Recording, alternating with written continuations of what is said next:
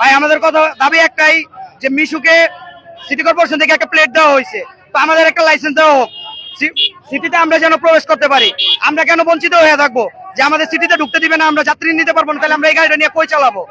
একটা মানুষ 1 লাখ 1.5 লাখ টাকা কিস্তিতে নিয়ে একটা গাড়ি রোডে নামায়, সে যদি গাড়িটা নিয়ে রোডে নাই চালাইতে পারে, কেউ মনে করেন 700 টাকা জমা দিয়ে গাড়ি চালায়, একটা গাড়িতে 1000 টাকা 2 বেলায় কাজ করতে খুবই কষ্ট হয়ে যায় ভাই, সোটা। তো 700 টাকা মালিকরে জমা দিয়ে 300 টাকা বাড়িতে নিয়ে কিভাবে একটা সংসার চলতে পারে? একটা ড্রাইভার গ্যারেজে গিয়ে আপনি খোঁজ নিয়ে দেখেন 20,000 30,000 টাকা করে কিস্তিতে নিয়ে রাখছে গ্যারেজ থেকে। ওরা এই টাকাগুলো নিয়ে খায় নাই ভাই, সিটি কর্পোরেশন রে দিছে, পুলিশরে দিছে, গাড়ি ভাঙছে, সেই গাড়ির খরচ টাকা লাগাইছে, এক একটা ক্লাস 60 টাকা আমাদের। তো ভাই আমাদের কথা হচ্ছে এটাই যে আপনারা সবাই একটু সিটি কর্পোরেশনের দৃষ্টি আকর্ষণ করতেছি, আমাদের লাইসেন্স গুলো দেওয়া হোক, অটো যেন সুস্থভাবে সুন্দরভাবে চাষারা যাইতে পারে, চলতে পারে, আমরা যেন ডাল ভাত খাইয়া চলতে পারি। আমাদের দাবি একটাই, আমরা কেন শহরে যাইতে পারবো না?